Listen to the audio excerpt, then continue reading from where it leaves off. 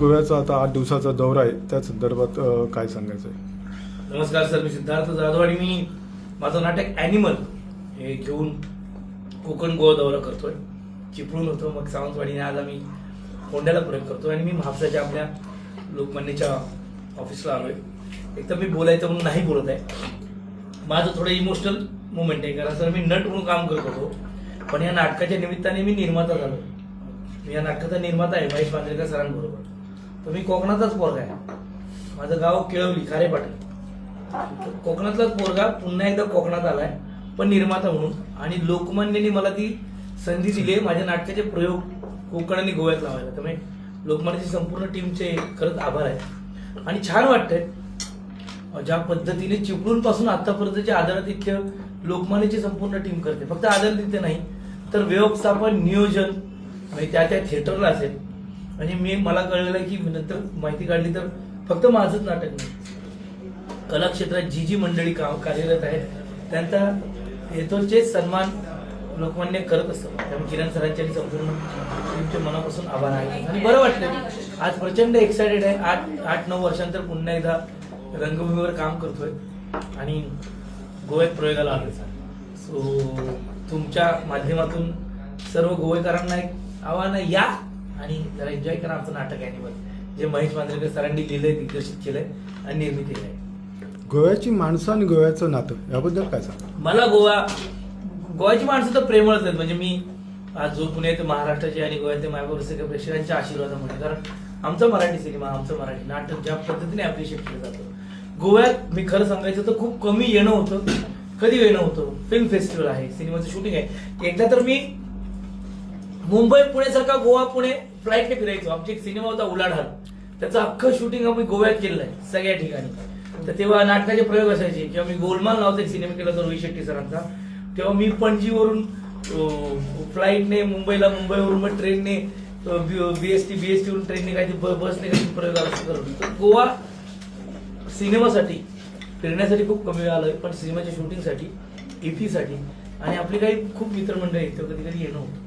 तर गोव्याचं कनेक्शन कलाकार म्हणून खूप छानच आहे. कारण इथले मायबाप रसिक प्रेक्षक मराठी नाटक, मराठी सिनेमा प्रचंड प्रेम करतात. आणि आल्यानंतर ते कळतं की त्यांनी हे पाहिलं, अरे तुमचं ते नाटक पाहिलं, अरे ते सिनेमा पाहिलं, अरे ते मटका किंग मध्ये मस्त केलं तू, हे सगळे रिएक्शन येतात, चांगलं वाटतं. एकूण कार्यक्षेत्राच्या बाबतीत बघितलं तर चित्रपट, टीव्ही अथवा नाटक याच्यामध्ये जास्त या सर या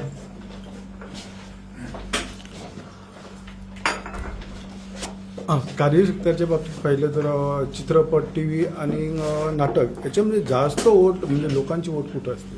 लोकांची म्हणजे प्रेक्षकांची जास्त मत कुठं? नाही, मी तुम्हाला सांगू, सिनेमा असेल, मालिका असेल किंवा नाटक असेल, म्हणजे तुम्ही आजचीच न्यूज आहे, गेल्या शुक्रवारी सिनेमा रिलीज झाला देऊळ बंद 2. मी तुमच्याशी बोलेपर्यंत 25 कोटी कमवले. राजा शिवाजी सारखा सिनेमा मराठीतला पहिला 100 कोटी कमवणारा सिनेमा झाला सैराट नंतरचा. सो मराठी सिनेमांना, मराठी नाटकांना, मी नाटकासाठी बोललो तर मी आलोय, जे 2 प्रयोग हाऊसफुल घेतले चिपळूण, सावंतवाडी, आता आपल्या कोंडाला पण मायबरोबर उत्तम प्रतिसाद आहे. तर मराठी नाटक, मराठी सिनेमा आणि मराठी मालिका या तिन्ही विश्वावर मायबाप रसिक प्रेक्षक प्रचंड प्रेम करतात. आणि खरं सांगायचं झालं तर त्यांच्या आशीर्वादामुळे आम्हाला काम करण्याची ऊर्जा मिळते आणि जास्तीत जास्त काम करण्यासाठी आम्हाला ते बळ मिळतं. त्यामुळे सगळं मस्त झालंय सर, छान, एकदम तरुण भारत सारखं झालंय. एकूण प्रेक्षकांना काय सांगू पाहता? काही सांगत नाही कधीच, मी फक्त एवढं सांगतो की सर्वसामान्य नट आहे मी, तुमच्या प्रेमामुळे जास्तीत जास्त काम करायची संधी मिळते. तसंच प्रेम करा, मलाच नाही, प्रत्येक मराठी नाटक, मालिका, सिनेमातल्या प्रत्येक कलाकारावर तेवढंच प्रेम करा. एक लक्षात ठेवण्यासारखा अनुभव कालचाच सांगेन मी, म्हणजे नाटकाबद्दलचा म्हणताय की काय? एकूण कुठला पण चालेल. नाही, मला मी मगाशी म्हटल्यापर्यंत लोकमान्याचेच आभार माने. हा खरंच माझ्या आयुष्यात लक्षात राहणारा क्षण आहे. कारण मी निर्माता म्हणून माझं नाटक घेऊन आलंय दौऱ्यावर, माझ्या कोकणात, माझ्या गोव्यात, आणि ती संधी मला लोकमान्याने उपलब्ध करून दिली. तर ही नियमित, म्हणजे आता इतके दौरे येतील, मी येतच राहीन, प्रयोग होतच राहतील, पण पहिलं नेहमी लक्षात असतं सर.